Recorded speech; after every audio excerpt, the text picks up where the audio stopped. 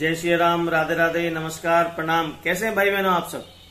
आपका हमारे इस YouTube चैनल में स्वागत है।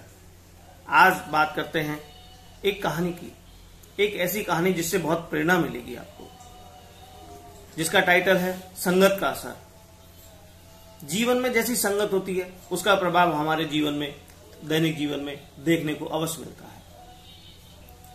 इसी के बारे में एक छोटी सी कहानी सुनाते हैं। दो कीड़े थे जिनकी आपस में दोस्ती थी। एक कीड़ा गोबर में रहता था, दूसरा कीड़ा जो होता है जो फूलों में रहता है, इसको हम भंवरा कहते हैं। गोबर में रहने वाले कीड़े ने एक दिन भंवरे को कहा कि भैया आज मेरे घर तेरे को दावत है। भंवरा बोला चलो ठीक है भैया, बुला रहे हो तो जाना पड़ेगा। भंवरा उस गोबर वाले कीड़े के पास पहुंचा। अब गोबर वाला कीड़ा गोबर खाता है तो उसने भंवरे को गोबर ही खिलाया।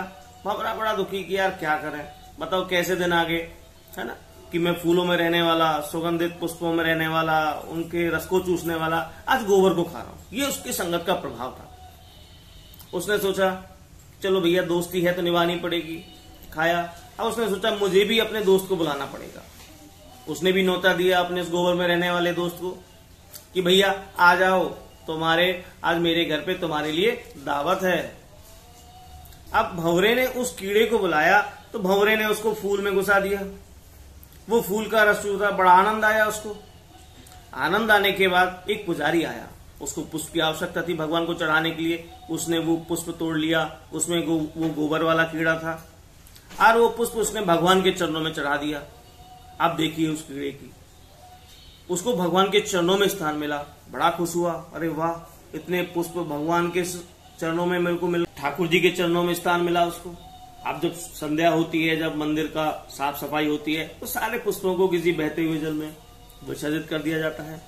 पुजारी जी ने उठाए, सारे पुष्प उठाए और गंगा जी में विसर्जित कर दिए। अब देखिए उस कीड़े को मोक्ष मिला। कहाँ स्थान मिला? गंगा जल में स्नान मिला उसको। वो वहां से फिर अपने मित्र के पास आया, भंवरे के पास। उसने कहा मित्र, तुम्हारी दोस्ती करके मेरा जीवन तर गया। मैं उस गोबर में पड़े रहने वाला, मलमूत्र खाने वाला, आज तुम्हारी संगत से मुझे भगवान के चरणों में स्थान मिला और भगवान के चरणों के साथ साथ मुझे गंगा जल का स्वाद मिला। दोस्तों, यही संगत का प्रभाव है। जैसी संगत में आप रहेंगे वैसा ही आपके जीवन में होगा। हमारी अपनी संगत को हम पहचाने, अपने विचारों को पहचाने। अगर हमारे विचार उच्च होंगे तो सामने वाले का जीवन भी तरता है, और अगर सामने वाले के विचार अच्छे हैं और जिसके साथ हम उठ बैठ रहे हैं तो हमारा जीवन भी अच्छा होगा, उत्कृष्ट होगा। इसलिए अपनी संगत को, अपने साथ उठने बैठने वाले लोगों को, उनके आचरण को, उनके व्यवहार को जाने। अगर गलत संगत वाला व्यक्ति है तो निश्चित रूप से मानिएगा आपके जीवन में गलत प्रभाव आएंगे ही आएंगे। और नकारात्मक लोगों के साथ तो बिल्कुल बैठने से बचें। नकारात्मक लोग खुद तो नेगेटिव सोचते हैं, साथ में उनके प्रभाव में जो भी आता है उससे वो कह रहे मैं ये नहीं कर सकता, वो नहीं कर सकता, आपको भी नकारात्मकता की ओर ले जाते हैं।